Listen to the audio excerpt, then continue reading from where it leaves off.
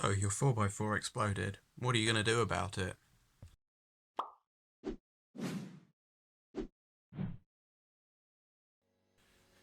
So, what you can do is to try and sellotape that in place temporarily to try and stop it causing too much trouble.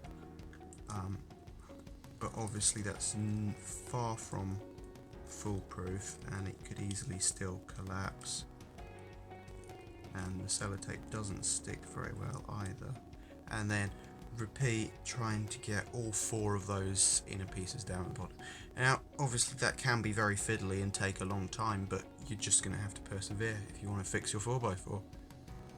But after a lot of perseverance, when you've finally got the bottom done, then you can slowly, carefully take off the sellotape.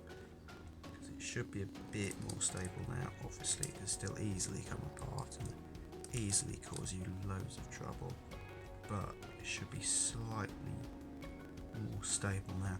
And then you can start inserting in the bottom layer, and once you've done that, it should improve things quite a bit. But obviously these things can slide around a bit, and if they slide too far then you're in serious trouble.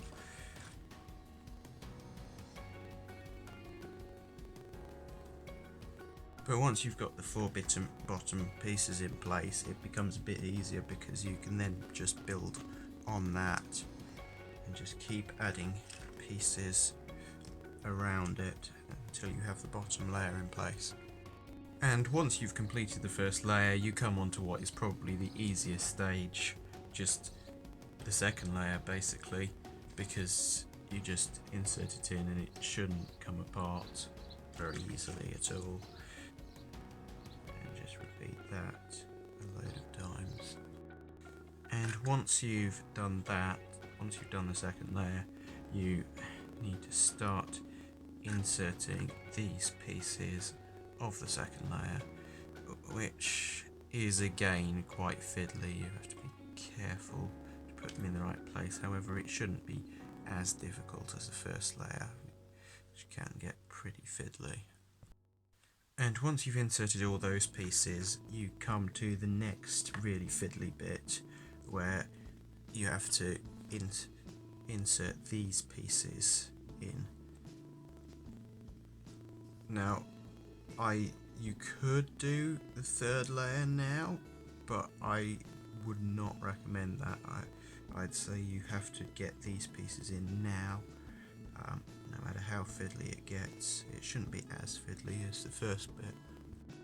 And once you've inserted all these pieces in, you can then start to insert. First, I'd recommend putting the corners in. I know it can be quite annoying, but the corners are very hard to get in later on, so I'd recommend putting them in right now.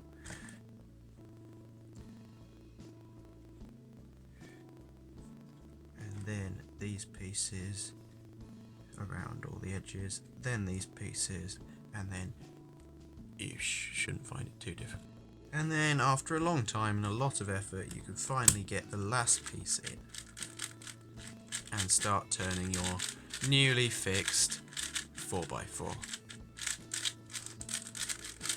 I should point out this is a non-magnetic 4x4. Somebody who was quitting cubing just gave me a box of 4x4 pieces and says you can have this, and finally I've got round to actually fixing it, because the thing is it takes such a long time that can you be bothered? But in the end, I think people should fix their 4x4s if they break. I don't see the point in just leaving it. Even if you do get a new one, you might as well fix the old one. And once you do, you've got a new 4x4. And to prove functionality,